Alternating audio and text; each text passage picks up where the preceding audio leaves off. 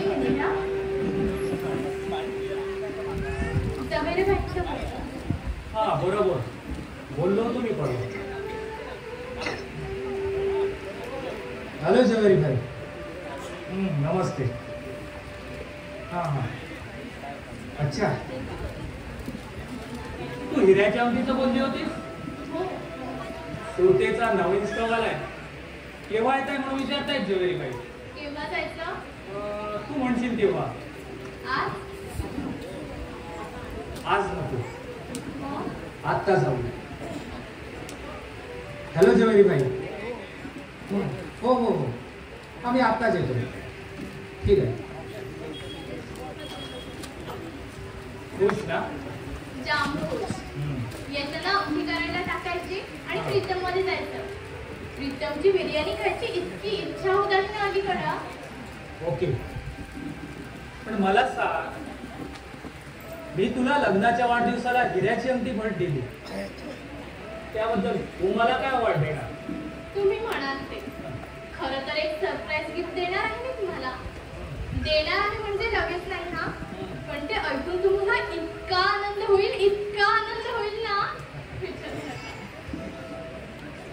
Good morning साहेब. Good morning Chintamani. आज अगदी पहाटे पहाटे साहेब, पुण्याच्या ॲग्रिकल्चर कॉलेजच्या विद्यार्थ्यांचा ग्रुप आलाय आपला फॉर्म भरायला. ग्रुप बरोबर हॉर्टिकल्चरची साठेही आहेत आणि बरोबर काही पाहुणे. Good good good. अरे साठ्यांना भेटायचं कधीपासून म्हणत होतं. रोजवड मध्ये नेहमी लिहितात ते, पण आज नाही रे. आज गौरी आणि मी बाहेर चाललोय. एवढे मोठे हॉर्टिकल्चर आहेत, आपण नंतर जाऊ कधीतरी. No means no. एकदा ठरलं ते ठरलं. प्लीज विश्वनाथ. आता पण गौरी. बरं ते लोक दुपारी जेवायला येतील ना, मी स्वयंपाकाचं पाहते. ग्रुप मध्ये 13 जण आहेत बाईसाहेब. So what?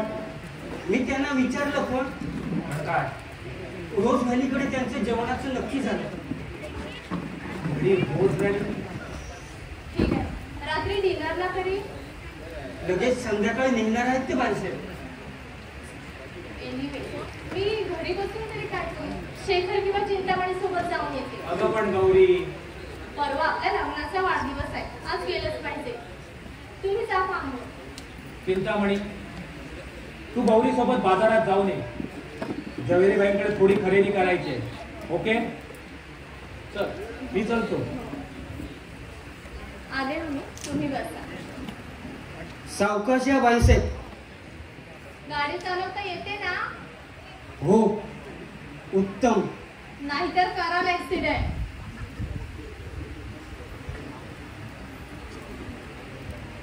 तुम्ही निश्चिंत राहा बाईसाहेब.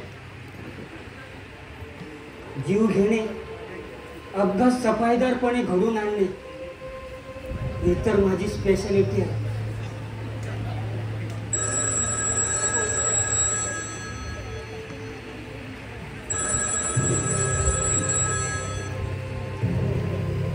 हॅलो. हा कोण? रामजी घनश्यामजी? हा मी चिंतामणी बोलतो. नाही. हो हो. नाही साहेब कामात आहेत. मी शेखरला पाठवतो. हो हो बरं. साहेब हो हो हो हो हो. या शेखर साहेब बसा. अगदी वेळेवर आलात का? बसावं सांगतो. बरं बोला. हेच आत्ता डीलरचा फोन आला होता, रामजी घनश्यामजी.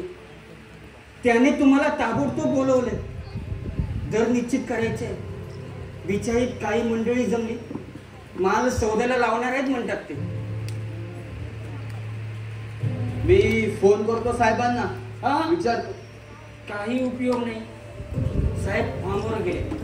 पण उद्या गेलं तरी चालण्यासारखं नाही का? मुळीच नाही. उलट मी आता तुम्हाला निरोप घेऊन येणारच होतो की ताबडतोब निघा म्हणून.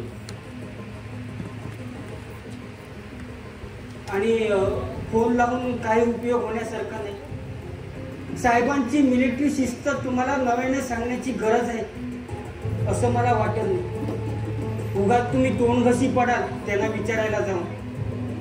मी गाडी काढतो. आणि हो, एवी तेवी तुम्ही बाजारात जातच आहात तर मग बाईसाहेबांनाही घेऊन जा. बाई साहेबांना आता कशी कळी खुलली म्हणजे ओ डीलरला भेटा आणि बाईसाहेबांना घेऊन दिवसभर हिंडत बसा. बर बाईसाहेब, अगदी तुमच्या मनासारखं झालं.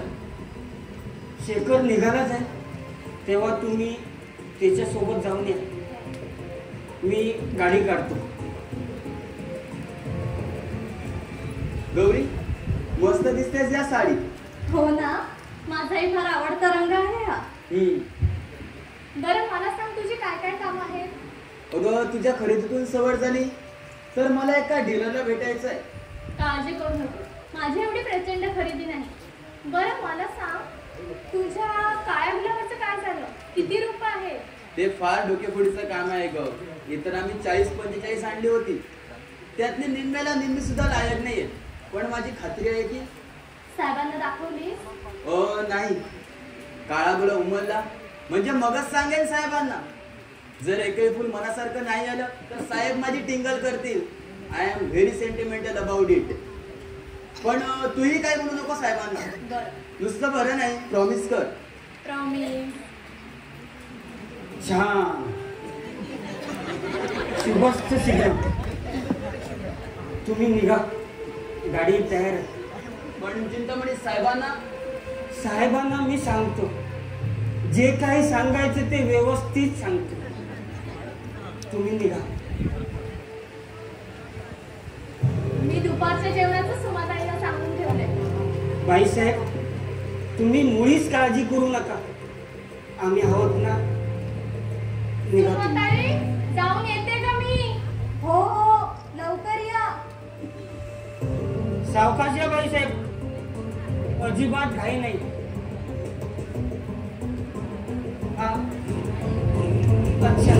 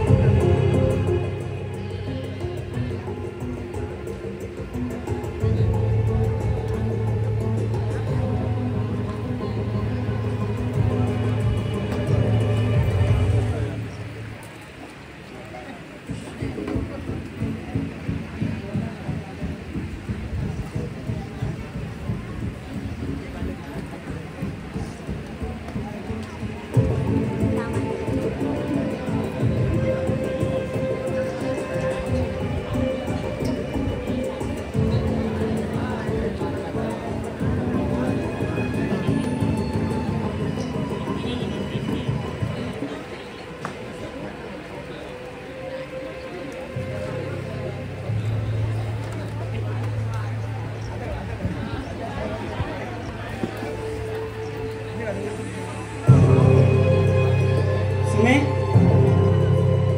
अगं हे सुमे, काय हो, काय काम आहे? स्वयंपाकाचा राडा पडलाय अजून तसाच. बोलू दे ग, काय गडबड आहे? माझ्यासाठी एक अर्धा कप चहा कर जा. वा, का? काय लॉटरी फुटली की काय नशिबाची? नशीब फुटलं दुसऱ्यांची. म्हणजे म्हणजे म्हणजे वाघाचे पंजे, कुत्र्याचे कान आणि उंटाची मान. काय? नाही, लोकांना वाटतं मी म्हणजे मूर्ख, बेअक्कल, मला काही कळत नाही. माझंही तसं फारसं वेगळं मत नाही. पेटेल पेटेल, तुझ्याही अकलेची तू पेटेल आणि मग पंचारती ओवाळशील माझी बुद्धिमत्ता पाहून. मग हा, नवऱ्याशी बोलताना अशी जांभई देऊ नये मध्ये. का? काय पुढच्या जन्मी गाढवाची बायको होशील.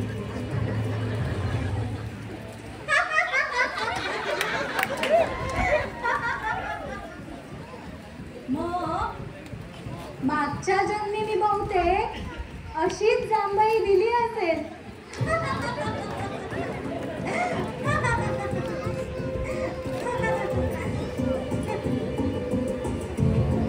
उठ उठ जा, माझ्यासाठी चहा कर जा. असते बेशरम, मीच मूर्ख हिच्याशी बोलत बसलो. विश्वनाथला गौरीसारखी सुंदर सात्विक पतिव्रता पत्नी आणि आमच्या नशिबी हे भू.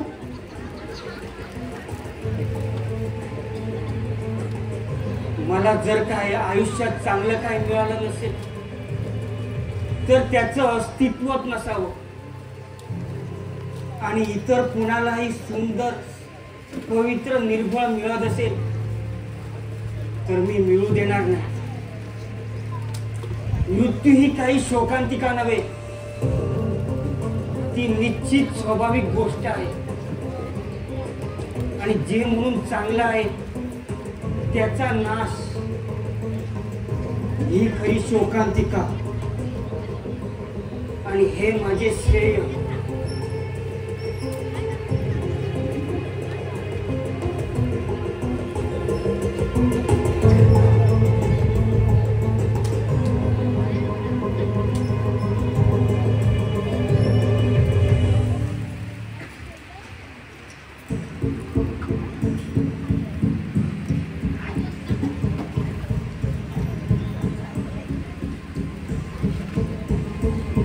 हॅलो, कोण साहेब?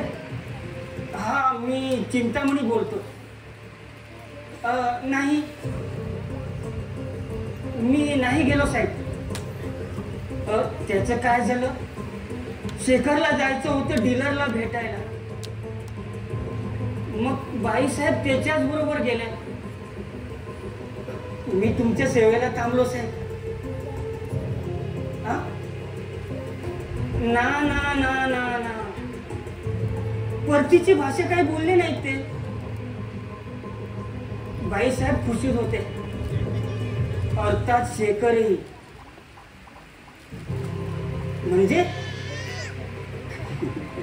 म्हणजे साहेब, कॉलेजचं मुक्त जीवन संपून बरेच दिवस झाले ना.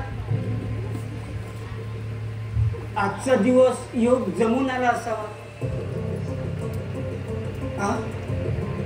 काय झालं साहेब? हे मी सगळं नाही बोललो असतो तर बरं झालं असतं. अच्छा साहेब, हो हो, मी येतो तिकडे. हो,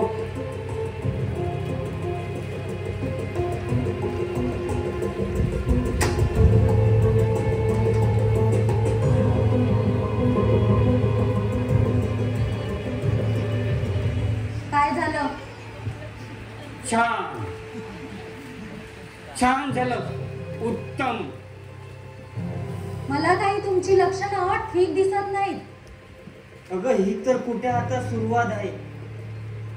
आगे आगे देखो होता है क्या. म्हणजे म्हणजे म्हणजे म्हणजे वाघाचे पंजे, कुत्र्याचे कान, उंटाची मान.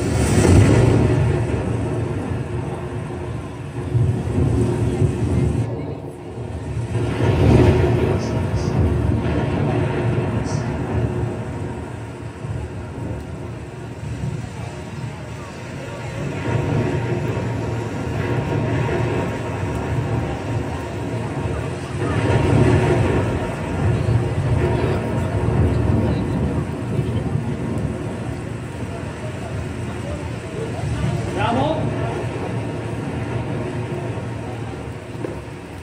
रामो मी रामूला हाक मारली. पण रामू घरात नाहीये. कुठे गेला तो रामखोर? तुम्हीच नाही का फार्मकडे पाठवलं त्यांना? अच्छा हो हो ठीक आहे. काही हवंय तुम्हाला? नको. स्वयंपाक झालाय सगळा. हम्म. बाईसाहेब येतील एवढ्यात. जाताना तुला काही बोलून गेली होती? कशाबद्दल? हेच की लवकर कधी येणार वगैरे. तसं काही बोलल्या नव्हत्या, पण येतीलच एवढ्यात. ठीक आहे जा तू. चिंतामणी तुझी वाट पाहत असेल. काय झालं? नाही म्हणजे बाईसाहेबांना यायला थोडा उशीर झाला तर तुमचा जीव कसा कासावीस होतो. मी घरी लवकर गेले काय, उशिरा गेले काय किंवा गेले नाही तरी आमच्याकडे तसा फारसा फरक पडत नाही. फरक पडत नाही? येऊ दे जाता त्याला. नाही नाही मी आपलं सहज म्हणाले ते. तुम्ही त्यांना काही बोलू नका. का? आणि ते पिस्तूल आत ठेवा बघू. का? मला भीती वाटते त्याची. ठीक आहे हे घे. वरच्या कपाटात नेऊन ठेव. जी. कशाला उगाच दर महिन्या 15 दिवसाला याला औषध पाणी करायचं.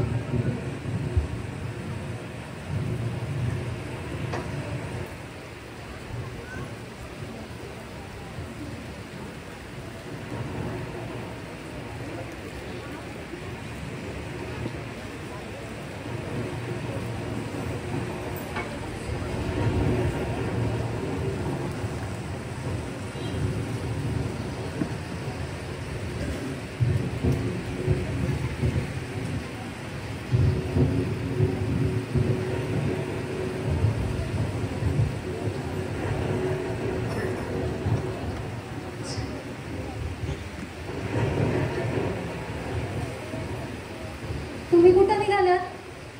बराच वेळ झाला गौरी अजून आली नाही. कुठे शोधणार? आणि तेही अशा रात्री पावसात. फारच उशीर झालाय. ऐका ऍक्सिडेंट झाला वाटतं की वाटेत गाडी बंद पडली. छी काही कळायलाच मारत नाही. तुम्ही तुम्ही तुम्ही बसा आधी. तुम्ही या. तुम्ही स्वस्तपणे बसा पाहू. द्या तो कोट द्या माझ्याकडे. बसा. बाईसाहेब येतील एवढ्यात आणि त्या काही एकट्या नाहीत. शेखर साहेब आहेत त्यांच्यासोबत.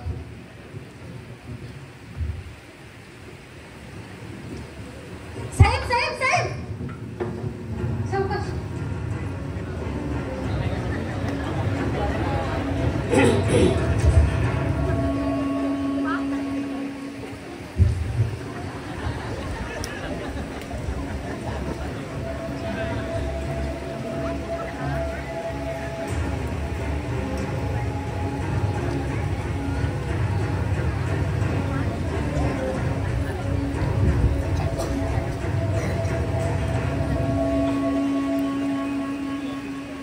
नमस्ते साहेब. कुठे होतास इतका वेळ? मी ऑफिसमध्येच थांबलो होतो. संध्याकाळी तुम्ही साठ्यांना सोडायला गेला. मला वाटलं होतं तुम्ही ऑफिसमध्ये परत द्या. मी इकडे झालो. पावसाची लक्षणं होती.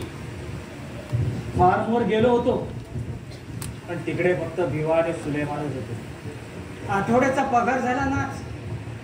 ते गेले असतील दारू प्यायला. साहेब हं. हे रतनजी वेलजींचं बिल पाठवायचं राहील. तेवढा चेक लिहून द्या. मी रजिस्टर पोस्टाने पाठवतो. कितीचा आहे बिल? 11,300.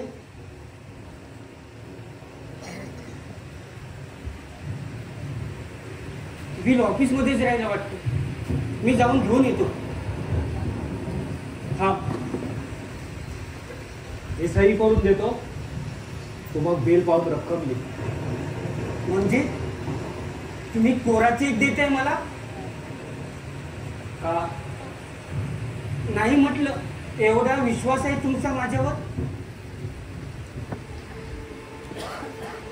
हे बघ चिंतामणी, एखाद्याचा आपल्यावर विश्वास असतो किंवा विश्वास नसतो आणि त्या दरम्यान काहीच नसतं, समजे? पण समजा मी चेकवर मोठी रक्कम काढली आणि परागंदा झालो तर? तू असं करूच शकत नाही. असं म्हणजे चोरी. विश्वासघात. जर तू मेजर विश्वनाथचा विश्वासघात केलास तर मी तुला माफ करणार नाही. जिथे असशील तिथून तुला शोधून काढेन आणि गोळ्या घालेन. म्हणजे सरळ खून? तू त्याला खून म्हण, हत्या म्हण किंवा आणखी काही म्हण, पण माझ्या दृष्टीने तो न्याय असेल, शासन असेल. पण किती झालं तरी मी तुमचा मित्र आहे साहेब. तेव्हा सगळी नाती संपतील आणि तू फक्त गुन्हेगार असशील. पण सरळ एका माणसाचा खून? चिंतामणी, 65 आणि 71 ची 2 युद्ध लढलोय मी. माणसं मारणं माझ्या दृष्टीने नवीन नाही, पण तुला म्हणून सांगतो, असाच एका नराधमाला मी परिणामाची फिकीर न करता ठार केलं होतं. फार फार बरं वाटलं साहेब हे सगळं ऐकून. तुमच्यासारखी दिलदार आणि करारी व्यक्तिमत्व या भ्रष्ट जगात दुर्मिळच आहे. बाईसाहेब, गौरी अजून आली नाही. अजून आले नाही? 9 वाजले. तसे 9 रोजच वाजतात, पण आजची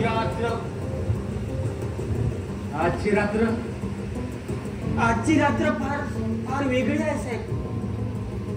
या दिवसात असा अमानुष पाऊस, वादळी वारे, एव्हाना बाईसाहेबांना यायला हरकत नव्हती. बाकी शेखर आहे बरोबर, काळजी करण्याचं कारण नाही. आणि कारण आहे म्हणजे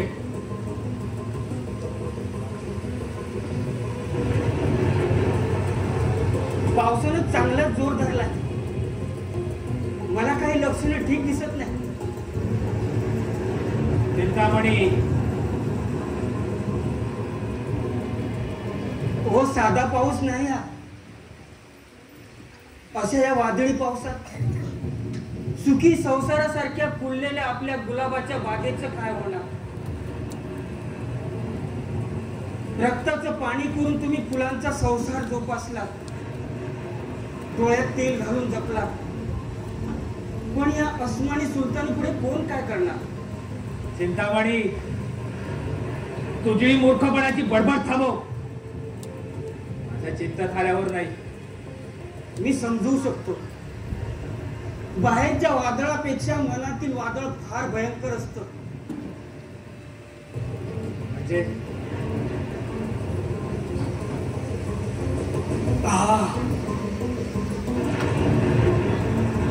बापरे,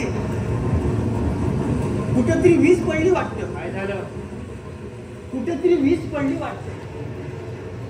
ती आकाशात लगलगणारी वीज किती देखणी दिसते नाही? आणि अशी खाली कोसळली की जीव घेणे भयंकर होते. चिंतामणी, तुला काय म्हणायचं आहे? मला वाटतं साहेब ते तुम्हाला कळतं. बुद्धिबळातल्या घोड्यासारखी तुझी ही 2.5 घरं मला आवडत नाही. बुद्धिबळातल्या घोड्यानं 2.5 घरच चालावी. टांग्याच्या घोड्याप्रमाणे त्यानंही झापडं लावली की आजूबाजूचं काहीही दिसत नाही. म्हणजे म्हणजे मी सरळ मार्गी आहे, गुन्हा झाला? छे छे छे छे छे छे छे. तुमच्या सरळ मार्गी स्वभावाला गुन्हा म्हणण्याचं पाप मी तरी करणार नाही. आपल्याप्रमाणे इतरांनाही सरळ मार्गी असावं अशी अपेक्षा करणं गुन्हा नाही. पण ती तशीच सरळ मार्गी आहे असं ठामपणे समजून चालणं आत्मघाता इतकं गुन्हा ठरणं अशक्य नाही. आत्मघात इतक्या दुबळ्या मनाचा मेजर विश्वनाथ नाही, कळलं? एखाद्या सुंदर स्त्रीनं डोक्यात सुंदरसं फूल घातलं की मला हसू आवरणं कठीण होते.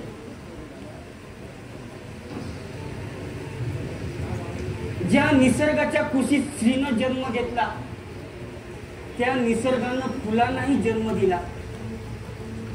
पण फुलं फसवीत नसतात स्त्रियांसारखी. फुलांची निष्ठा कशी? लाल गुलाबाच्या झाडाला पिवळं फूल येणार नाही. पिवळं फूल हे पिवळ्या गुलाबाशीच निगडीत राहते. झाड काटेरी म्हणून गुलाबाचं नाजूक फूल निष्ठा विकू रेशमी अंगाच्या परक्या झाडाला बिलगल्याचं माझ्या तरी पाहण्यात नाही. साहेब, मी अकारण गुलाबाचा काटा करतो असं तुम्हाला वाटेल, पण माझा स्वभाव तर तुम्ही जाणतात. आत एक बाहेर एक हे आपल्याला नाही जमत. म्हणजे तू सगळं गौरीबद्दल? छे छे छे छे छे छे छे. तुमचा काहीतरी गैरसमज होतो साहेब. मी बाई साहेबांबद्दल नाही बोलत होतो, तर विश्वास आणि विश्वासघाताबद्दल जे सहज मनात आलं ते बोलत होतो. माझ्या आजीनं मला लहानपणी एक गोष्ट सांगितली होती, औरंगजेबाची गोष्ट. औरंगजेबाची. तुम्हाला लहान मूल समजतोस? लहान मुलाच्या निष्पाप मनानं ही गोष्ट तुम्ही ऐकली तर गोष्टीची अर्थपूर्णता तुमच्या सहज ध्यानी येईल. म्हणे औरंगजेबाने आपल्या 4 वर्षाच्या मुलाचा हट्ट पुरवण्यासाठी उंच अशा सिंहासनावर उभं केलं आणि त्याच्या पुढे हात पसरून म्हणाला, उडी मार बेटा. पण इतक्या उंचावरून उडी मारण्याचं धाडस त्या चिमुकल्या पोराला काही होईना. तेव्हा औरंगजेब त्याला अत्यंत मायेने म्हणाला, अरे मी तुझा बाप आहे, तुला अलगद झेलतो, मार उडी. तेव्हा त्या पोरानं उडी मारली. तसा औरंगजेब झटकन बाजूला झाला. पोरगा तोंड कशी पडला, रडू लागला. त्यावेळी औरंगजेब त्याला म्हणाला, सिंहासनावर बसायचा तुझा हट्टच होता म्हणून तुला मी हा पहिला धडा दिला. अरे राज्य करायचं असेल तर प्रत्यक्ष जन्मदात्या बापावरही विश्वास ठेवू नको. इतरांची तर गोष्ट सोडूनच दे. इतर म्हणजे तुला कोण म्हणायचं आहे? मला नव्हे साहेब, औरंगजेबाला.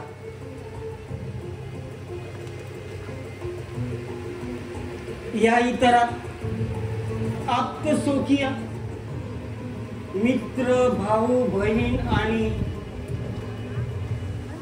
आणि बायको सुद्धा. बायको सुद्धा?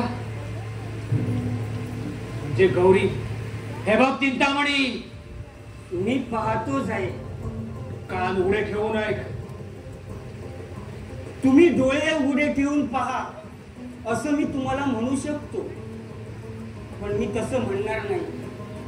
कारण तुमचा तापट स्वभाव माझ्या परिचयाचा आहे आणि क्रोधाच्या आहारी गेलेल्या माणसाला सत्य समोर असून दिसत नाही आणि दिसत असलं तरी ओळखण्याची त्यांच्यात क्षमता नाही हे मी जाणतो. म्हणजे मी डोळे असून आदळ असा तुला? मुळीच नाही. तुमची तर स्वच्छ दृष्टी आणि सूर्यपाठीशी. असं असताना मी सांगतो म्हणून तुम्ही विश्वास ठेवू नका साहेब. सत्य ज्ञानाची 3 साधनं असतात. शब्द प्रमाण, अनुमान प्रमाण आणि प्रत्यक्ष प्रमाण.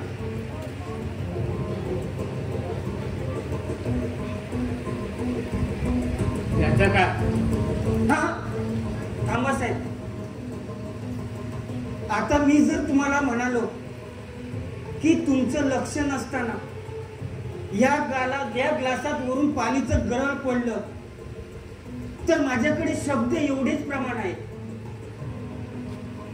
तुम्ही एखादा घोट घेतला, तुम्हाला चव बदललेली वाटली आणि शतावर चकचक करणारी पाल तुम्हाला दिसली तर असं काही घडले असण्याची शक्यता आहे असं तुम्ही अनुमान सहज करू शकता.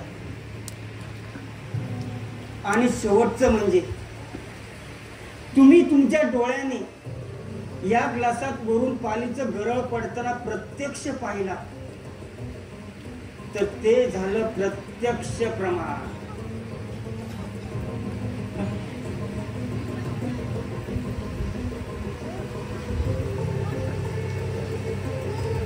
प्रत्यक्ष प्रमाण. हो हो प्रत्यक्ष प्रमाण. हे बघ चिंतामणी, तू जर म्हणतोस तसं गौरीच्या बाबतीत जर प्रत्यक्ष प्रमाण मिळालं ना तर मी तिला कधी क्षमा करणार नाही. आणि त्याचबरोबर हेही लक्षात ठेव की दुधारी तलवार आहे आणि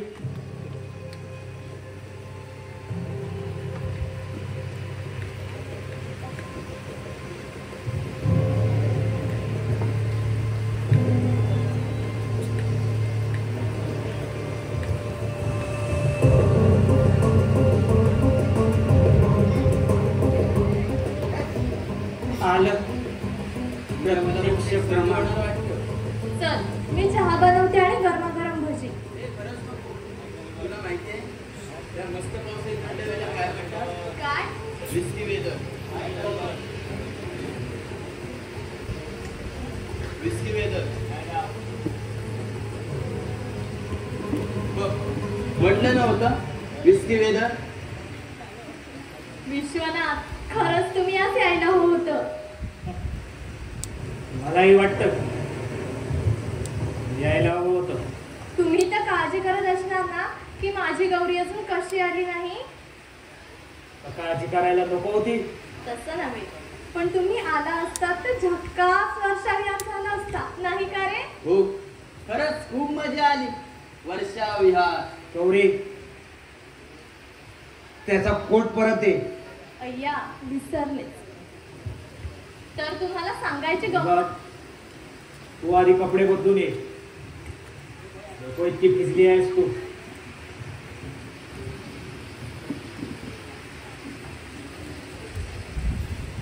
शेखर, तुम्हाला यायला उशीर का झाला?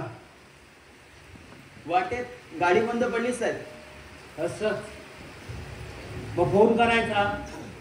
नाही, गाडी इथे 2-3 किलोमीटर अंतरावरच होती. मी म्हटलं गौरीला मी पुढे जाऊन दुसरी स्कूटर घेऊन येतो, पण ती एकटी थांबायलाच तयार नाही. का? का असं नाही, पण भीती वाटत होती तिला. कोणाची? कुणाची असं नाही, पण एकटीला. असं म्हटलं पाऊस थांबेल. पण तो वाढतच गेला. हो साहेब, येताना आपल्या मी डीलरला भेटून आलो. हे बघ, ऑफिसची कामं आपण ऑफिसातच बोलू. साहेब, तुमची प्रकृती ठीक नाही आहे का?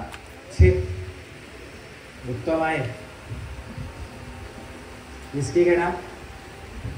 हो, पण नाही, नकोच.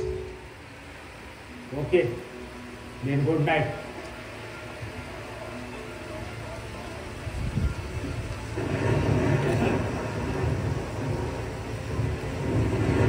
साहेब, बाहेर पाऊस जोरात सुरू आहे. मी तुमचा रेनकोट घेऊन जाऊ? नको साहेबांना त्यांची वस्तू दुसऱ्याने वापरलेली आवडत नाही. माझी घेऊन जा,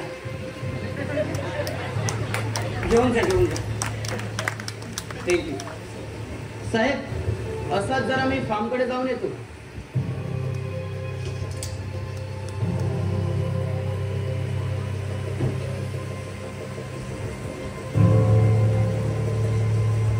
छे छे छे, असा भयंकर पाऊस मी गेल्या कितीतरी वर्षात पाहिला नाही. वर्षा विहार, कल्पना मोठी रमणे. वर्षा विहार, पावसापासून रक्षण करण्यासाठी गुलाबाच्या नाजूक झाडावर एखाद्या मायेचं पांघरूण किंवा गरम उबदार कोट थोडाच पांघरता येतो. चिंतामणी,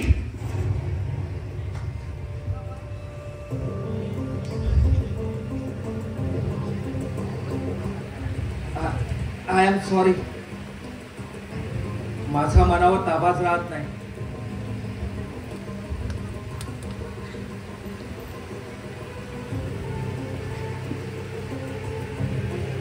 छे छे, मीच तुमची माफी मागणार होतो.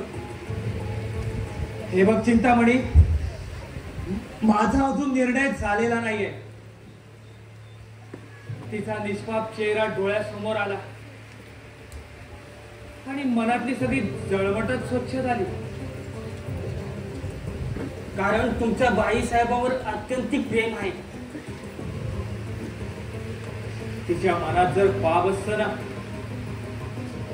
तर ते तिच्या चेहऱ्यावर दिसल्याखेरीज राहिलं नसतं. माझ्या डोळ्याला डोळा मिळवण्याचं धाडस तिच्या डोळ्यांना झालंच नसतं. माझ्याशी बोलताना तिची जीभ अडखळली असती. नाही नाही, माझी गौरी तशी नाही. आणि तशी असेल तर शक्य शक्यतेचा विचार तुम्ही करावा साहेब. मला वाटतं माझी काहीतरी बोलण्यात चूक झाली असावी किंवा तुमची समजून घेण्यात. तथापि चूक झाली असेल तर माझीच झाली असणार. हे शब्द मोठे फसवे असतात साहेब. भाषा कितीही समर्थ असली तरी मनातील भावना, विचार व्यक्त करणारे शब्द मला नेहमीच हुलकावणी देत आले. मला बाईसाहेबांबद्दल काहीही गैर बोलायचं नव्हतं आणि नाही. मला माणसातील निष्ठा आणि दोन माणसातील विश्वास याबद्दल बोलायचं होतं. माझा कोणताही गैर हेतू न होता याची कृपया नोंद असावी. बरं, मी निघतो साहेब. शुभरात्री.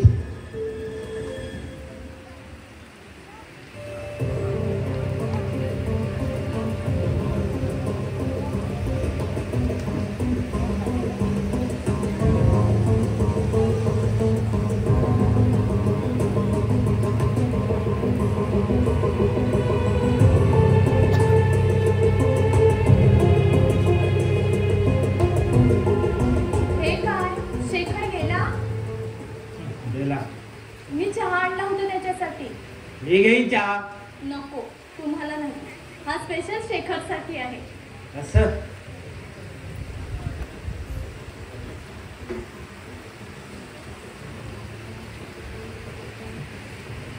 हा गोड आहे, तुम्हाला नाही चालणार. काय, मला तर डॉक्टरांनी साखर वर्ज्य केली आहे. पण शेखरला गोड चहा आवडतो, हे तुला कसं ठाऊक? आज आम्ही प्रीतम मध्ये गेलो होतो ना, तिथे शेखरनं चक्क 4 चमचे साखर घातली चहा. कोणाच्या? चहा तोच प्यायला. मी आईस्क्रीम घेतलं होतं. शेखर म्हणाला की चमचाभर आईस्क्रीम वर साखर घालून खा, छान लागेल. पण मला नाही आवडत इतकं. चांगलीच साखर पेरणी करतो आज शेखर. तुम्ही जेवला? नाही, तुझी वाट पाहत राहिलो. अरे तू मात्र भरपेट जेवून आलीस ना. छे, तुम्हाला सोडून घास गळ्याखाली उतरेल का माझ्या? शेखर मात्र जेवला भरपूर. म्हणजे तू प्रीतम मध्ये जाऊन तिकडची बिर्याणी न खाता आलीस? अहो तीच तर गंमत. मी चक्क 2 प्लेट बिर्याणी बांधून आणली आपल्यासाठी. खरंच गौरी? मी खोटं बोलेन तुमच्याशी? बापरे, ते सांगायचंच राहिलं. काय ते? अहो मी इतकी घाबरून गेले होते की विचारू नका. अगं पण असं झालं तरी काय? अहो मी आणि शेखर आज प्रीतम मध्ये गेलो होतो ना, तिथं एक तरुण दाढी मिशी वाढलेला, तांबारलेल्या डोळ्यांचा आमच्या टेबलापाशी आला आणि टेबलावर हात टेकून पुढे झुकून एकदम पाहू लागला माझ्याकडे. पाहता पाहता त्याच्या डोळ्यातून गंगा यमुना सुरू झाल्या. शेखरला काय करावं कळेना. सगळे लोक आमच्याकडे पाहू लागले. मी तर इतकी अस्वस्थ. आणि तो खूप प्यायला होता, म्हणत होता गौरी गौरी. शेवटी शेखरला सावरून सांभाळून बाहेर नेलं कसं बस. कोण होता तो बदमाश? अहो बदमाश नव्हे, कवी होता बिचारा. शेखरच्या कॉलेजातला मित्र चंद्रहास. चंद्रहास? माझ्यावर रोज एक कविता करणारा तोच म्हणे. शेखर म्हणाला की आता ते चंद्रहासाचं काही खरं नाही, नोकरी नाही, ड्रग ऍडिक्ट झालाय. मी शेखरचा हात घट्ट धरून राहिले, बाहेर पडेपर्यंत सोडला नाही.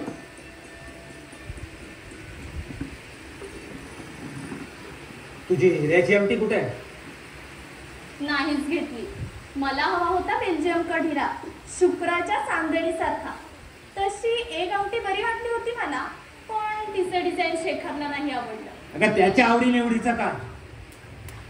तुला आवडली होती ना? शेखर म्हणाला हिऱ्याचं सेटिंग हे अंगठीत नेहमी बंदिस्त असावं. हिऱ्याची आणखी गंमत सांगितली त्याने. बराच कमत्या दिसतोय हा शेखर. तर काय, तुम्हाला ठाऊक नसेल? अजून तरी नाही. शेखर म्हणाला हिऱ्याचं सेटिंग हे अंगठीत नेहमी बंदिस्त असावं. शेखर म्हणाला हिरा हे रत्न शुक्राचं. शुक्र हा ग्रह प्रीतीचा, तो लाभला तर लाभतो, नाही तर म्हणे. नाहीतर ढेकणाच्या रक्तानं भंगतो हिरा. खरं आहे का हे? असं म्हणतात. जवेरीबाई म्हणाले की पुढच्या महिन्यात नवीन स्टॉक येणार आहे. शेखरनं मला एक मंगळसूत्र दाखवलं होतं. इतकं सुंदर आणि नाजूक डिझाईन होतं ना. अगं पण आहे ना तुझं एक मंगळसूत्र. शी, हे किती जुनार आणि बोजड डिझाईन. ते शेखरनं दाखवलेलं मंगळसूत्र इतकं सुंदर होतं ना. माझ्या गोऱ्या स्टॉप इट. काय झालं विश्वनाथ? काय झालं? काही नाही. सांगा ना. I am sorry. माझ्या मनावर कामाच राहत नाही. बरं वाटत नाही का तुम्हाला? ठीक आहे.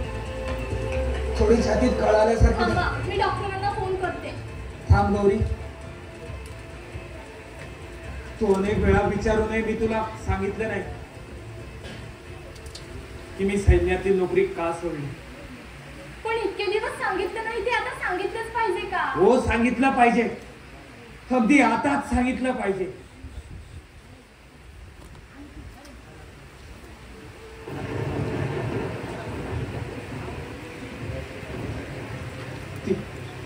ती अशीच वादळी रात्र होती आणि बाहेर पाऊस कोसळत होता. आउट पोस्टिंग ऑफिसर आणि ऍक्टिव्ह फोर्स कडून आम्हाला जो रिपोर्ट मिळाला होता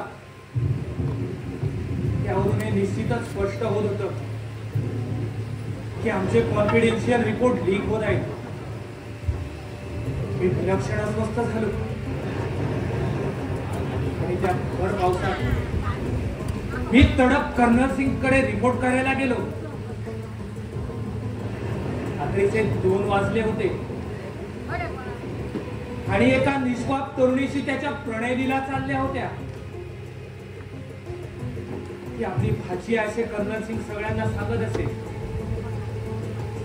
क्षणात वीज चमकावी तसं माझ्या प्रश्नाचं उत्तर मिळालं. म्हणजे सगळे सिक्रेट्स त्या तरुणी मार्फतच बाहेर जात होते. आणि मला पाहताच तुझ्यासारखा असलेला तिचा निष्पाप चेहरा क्षणात काळाटिखार पडला. ती तरुणी तिथून पसार झाली. संतापानं माझ्या मनात मिलिटरी मार्च होऊ लागला. त्या राष्ट्रध्वजाचा प्रत्येक शब्द काळीत पिळवटून टाकत होता. फितुरी, विश्वासघात यासारखे माझ्यातल्या सैनिकाला स्वस्थ बसू देत नव्हते. कर्नल सिंगच्या सणाचाही विलंब न करता कर्नल सिंगच्या पापी देहात मी माझ्या रिव्हॉल्वरच्या सगळ्या गोळ्या झाडल्या आणि मगच मी शांत झालो. मला ठाऊक होतं माझं कोर्ट मार्शल होणार. देहदंडाचं शासन निश्चित होतं. नाही तसं झालं नाही. ती हे तरुणी सापडली. कर्नल सिंगची फितुरी सिद्ध झाली आणि माझी निर्दोष सुटका झाली. पण कायदा हातीत घेण्याच्या अविचाराबद्दल मला नोकरी सोडण्याचे आदेश देण्यात आले. पण त्याआधीच मी राजीनामा द्यायचं मनात पक्क केलं होतं. कर्नल सिंगच्या हत्येबाबत कोर्ट आणि बेंचचा एकमुखी निर्णय हाच होता की major Vishwanath is not guilty, not guilty, not guilty.